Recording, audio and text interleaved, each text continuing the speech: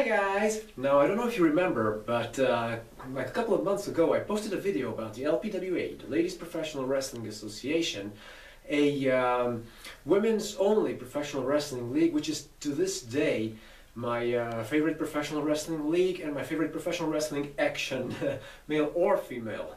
So yeah, the LPWA was awesome, and what made it so awesome, besides the format and you know, the costumes and all that the ladies wore, and the whole feel and the whole atmosphere of the early 90s, late 80s, was it? Were obviously the female wrestlers, the talent that actually performed in the ring.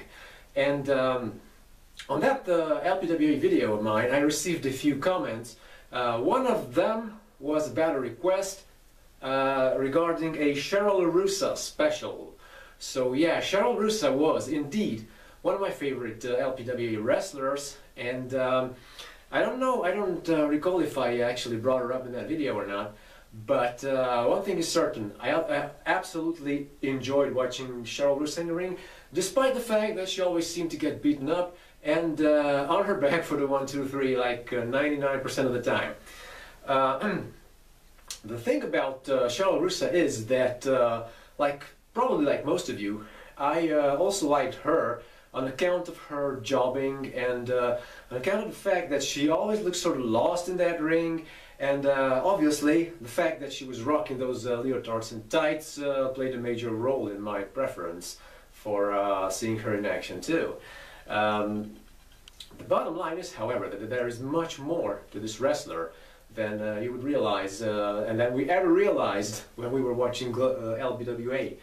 And Glow too, actually, because as you will see, Cheryl Rusa did actually got her start in the squared circle in Glow, the Gorgeous Ladies of Wrestling. Now then, as you probably also know, I have a women's wrestling focused website, www.women-wrestling.org. Forget about the www part there, just women-wrestling.org.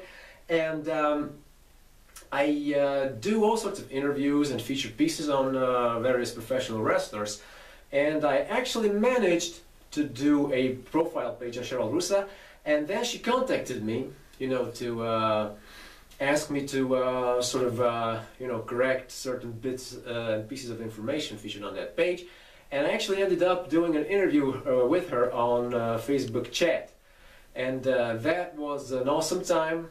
I hope she enjoyed it as much as I did, and I learned a heck of a lot about her.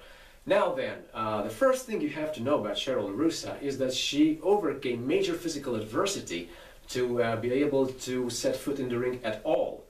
Like for 2 years, between the ages of 7 and 9, she was stuck in a full body cast, and it did actually look for a while like she was going to remain crippled. Having overcome that and going all the way to like wrestling in Japan with some of the biggest and best names of the professional women's wrestling scene was quite a thing to accomplish. And in light of these facts, it's obviously quite an impressive feat that Cheryl Rusa actually managed to accomplish in the LPWA as well, despite her constant jobbing. So how exactly did she get involved with professional wrestling to begin with? She told me that she was watching an episode of the Gorgeous Ladies of Wrestling on television with her boyfriend, and at one point her boyfriend, she kept telling her boyfriend that this was stupid stuff, and she did not appreciate it at all, and stuff like that, you know. And her boyfriend actually challenged her, telling her that she was merely venting her frustration for the fact that those women were actually featured on TV and that she wasn't. And that kind of struck a chord with her, and she ended up actually faking a resume and sending it into Glow. She got selected, and she got called in for trials, and obviously the rest is history. She succeeded, and she actually ended up seeing action as part of the Superheroes tag team, if I'm not mistaken. There was Thunderbolt and Lightning, and she was Thunderbolt, I think. Was it? Or Lightning? No, she was Lightning, because Her middle name for a while was Cheryl Lightning Rusa, so that's probably where it's from. Anyway,